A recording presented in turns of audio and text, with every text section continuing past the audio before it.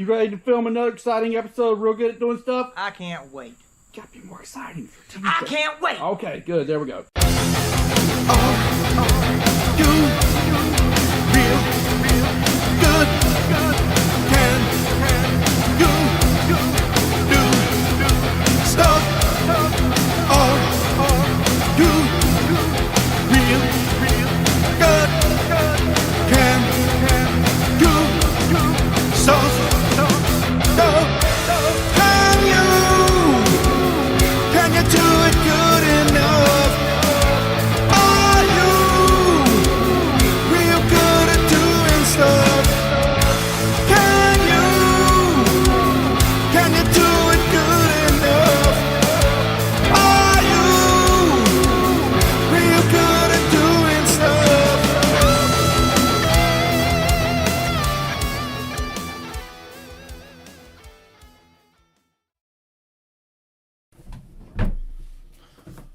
All right, then. This episode's going to be a little different. We're going to, I told you guys to comment and post in the, below these videos, and I would try to correspond a little bit, but then I thought, well, why don't I just make a video where I, talk about some of your comments or try to answer some questions, and I'll try to do this in the future. I think it's the best way to do it, because I like to kind of riff on, things, and sometimes your comments spur discussions, and we can I can bust raps about it and stuff. So I thought that might be the best way to do that. We'll see how this goes. I think it's going to be a good idea. So let's look at a couple things. Okay, from the video about repairing Justin Martin's block, Brian Holcomb wants to know, was that the same crankshaft, or did he have another? I probably shouldn't read all of that question. That's a little bit much. But, okay, so the crank that we went back in there was a brand new Callie's Billet Ultra. Same stroke. We didn't change anything. Just a brand new, super nice crank. The other one, it's possible we'll repair it.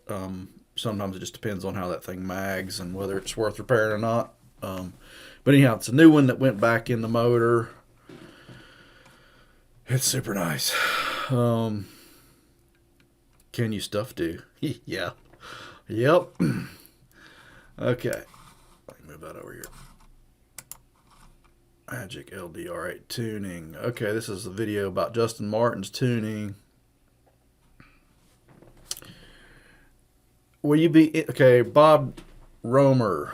Will you be introducing any nitrous tuning to your channel? In addition, could you relay what variables you keep track of at the track active water temperature, water grain, etc. thing for your videos? And the no prep videos are attention getters. Okay, a few of you have asked questions about nitrous stuff.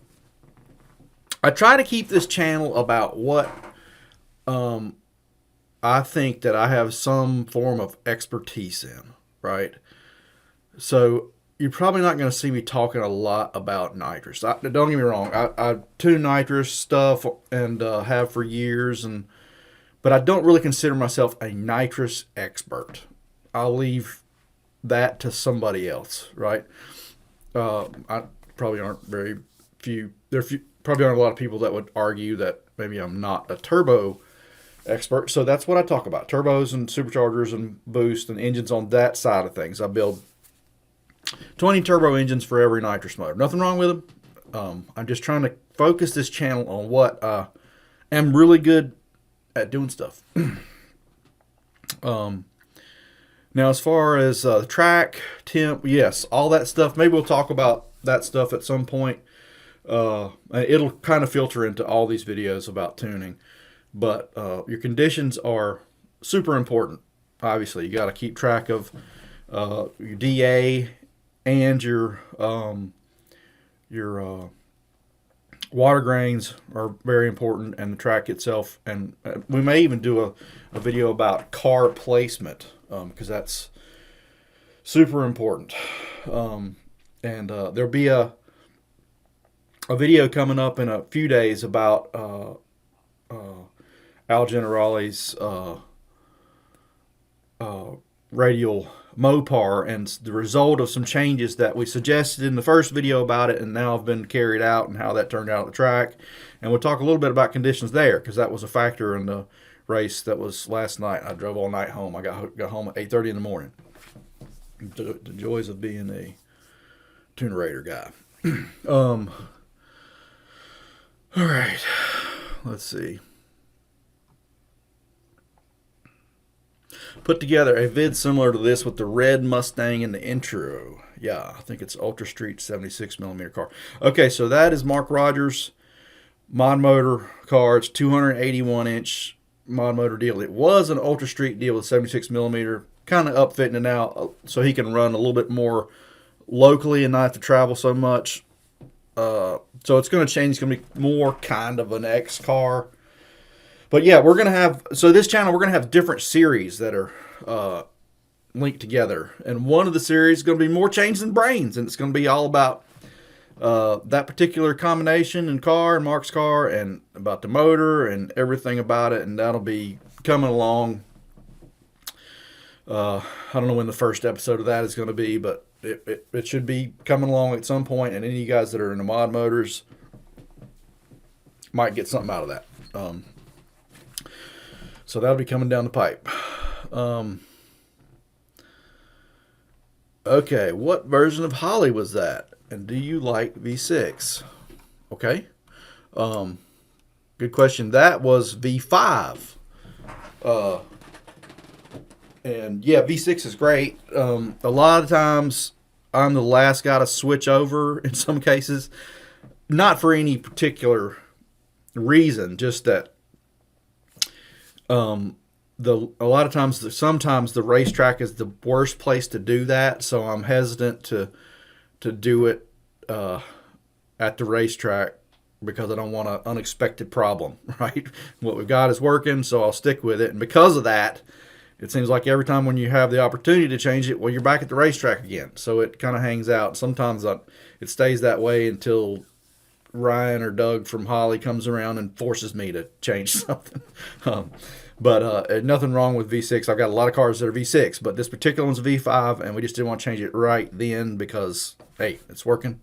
There's no, wasn't really any drastic reason that we needed to switch to V6 right then. So if it ain't broke, don't fix it. That's the only reason it's V5. But what needs to happen really is we need to switch it to V6 now before we go back to the track and then be switched up,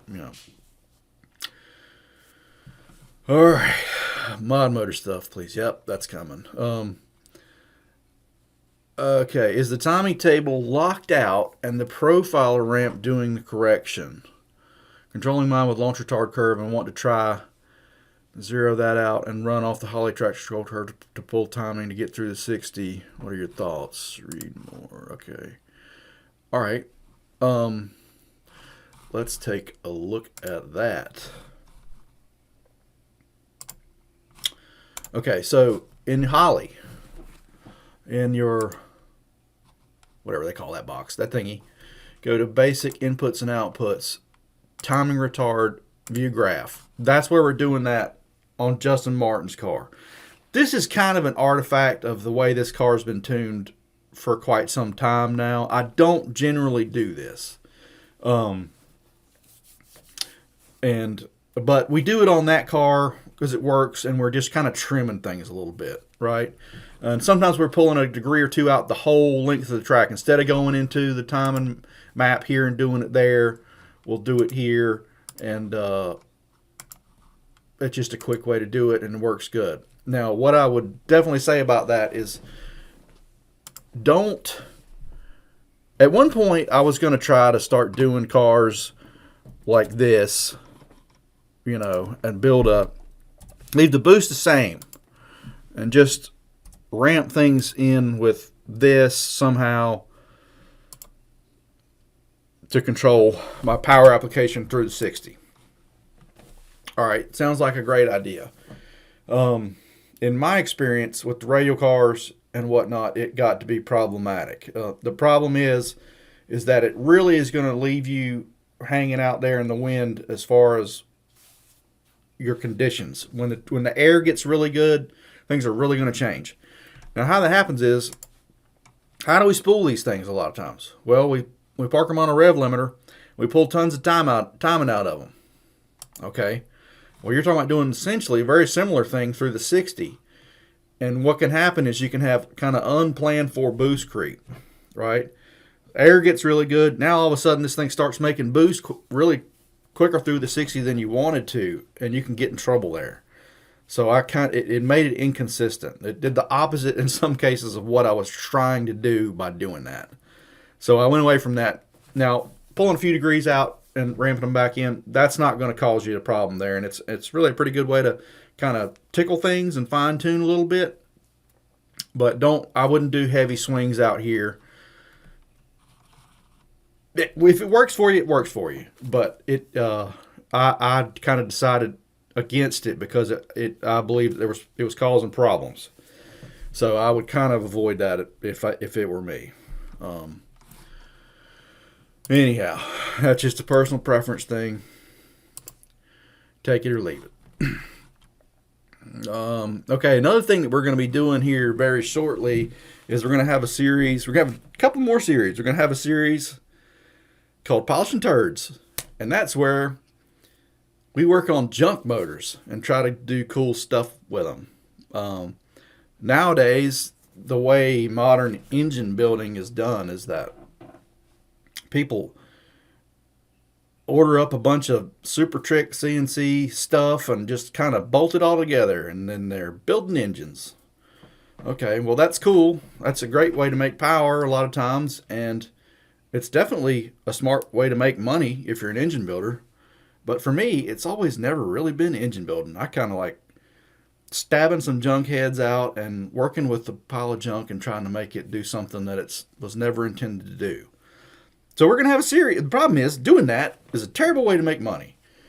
So it's not a good idea as an engine builder. But I think it's going to make for a really good section of a YouTube channel where we do that, where we do just that. We take junky old stuff and try to do neat stuff with it. And we're going to have a little series that's just about that. And then we're also going to have, this is going to be really neat. I think y'all are going to get a kick out of this. We're going to have a series where I interview colleagues of mine. One thing about being real good at doing stuff is that a lot of my friends I've made through the years are also real good at doing stuff. So how cool would it be if you got to watch a series of interviews where a guy like me interviews people who are leaders in their part of this profession instead of maybe magazine guys. Maybe the questions are going to be a little different, and maybe it'll be interesting. So I'm going to do interviews with friends of mine to start with, like Dave Claypott of Proformance Racing Transmissions, in my opinion, one of the best racing transmission guys in the world. We're going to do an interview with Dave. Some of these, maybe a series of interviews, because I kind of think that one interview is going to feed off the other, right? And we maybe go back and forth, right? Dave of Proformance Racing Transmissions, Greg Slack of one of the best torque converter guys that ever walked the planet. We'll be talking to Greg about torque converter design and technology and just transmission and drag racing related stuff. Me and Greg have been friends for a million years, and we're going to talk about stuff, and I think that's going to be a super interesting conversation. Shannon Davis Technologies. Me and Shannon have been friends for years now, and we're going to we'll have some conversations about the traction control side of drag racing and how that plays into what we do here and what he does, where he comes from. All these, I think, we're going to be really interesting conversations, and that's going to be coming out. Hopefully we'll get a chance to work on that before long. I think you're going to be really interested in that. All right, let's see here.